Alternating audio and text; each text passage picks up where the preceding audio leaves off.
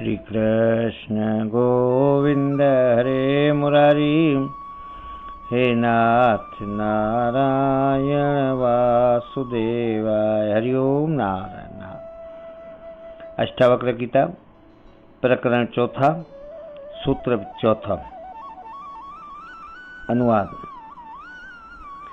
जिस महात्मा ने इस संपूर्ण जगत को आत्मा की तरह जान लिया है, उस ज्ञानी को अपनी इच्छा के अनुसार व्यवहार करने से कौन रोक सकता है।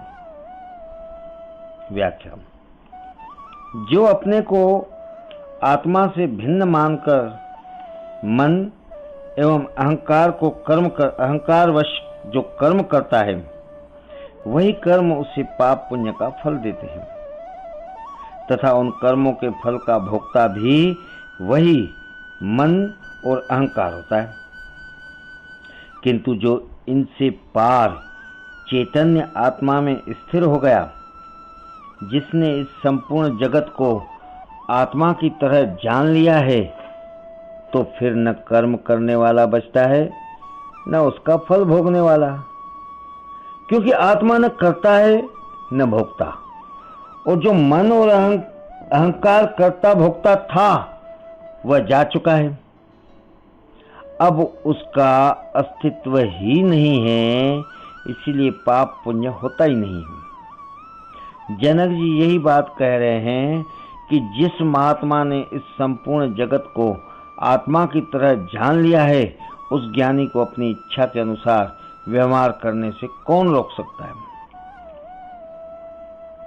ऐसा व्यक्ति सामाजिक, राजनीतिक, व्यवहारिक, शास्त्रीय आदि सभी बंधनों से मुक्त होकर केवल ईश्वरीय नियमों के अनुसार कार्य एवं व्यवहार करता है। उसका समस्त कार्य एवं व्यवहार स्वविवेक पर आधारित होता है, इसीलिए वह अपनी इच्छा यानी आत्मा की इच्छा अनुसार कार्य करता है। वह मन, बुद्धि, अहंकार व शरीर आदि की इच्छा अनुसार नहीं चलता है।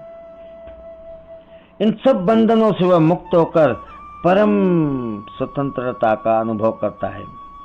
जब दूसरा मौजूद है, तभी पाप पुण्य की संभावना होती है। फिर से पढ़ते हैं।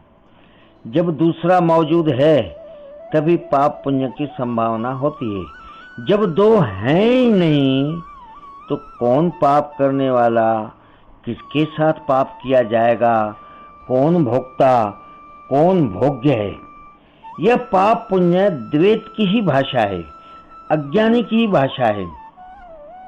ज्ञानी में एकत्व भाव आ जाता है, भिन्नता ही मिट जाती है, दो का भेद ही समाप्त हो जाता है। फिर कैसा पाप पुण्य, फिर कैसा पाप पुण्य।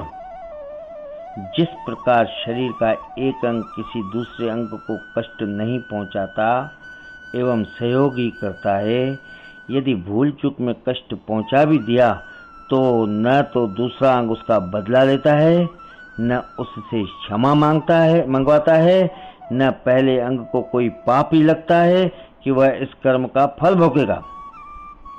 वह अंग नरक में पाएगा, बाकी अंग स्वर्ग जाएंगे। ऐसा कभी होता नहीं, ऐसा कभी होता नहीं। यह पाप पुण्य, स्वर्ग नर्क, दया, क्षमा आदि द्वैतवादी धर्म की मान्यताएं हैं, जो मात्र अज्ञानी के लिए है। अद्वैत को उपलब्ध हुआ ज्ञानी इन सब से पार हो जाता है, उसे एकत्व का बोध हो जाता है। फिर कोई पाप पुण्य नहीं है, उसे एकत्व का बोध हो जाता है, फिर कोई पाप पुण्य नहीं है। श्री कृष्ण गोविंद हरे मुरारी, हे नाथ नारायण वासुदेव। हरिओम नारायण।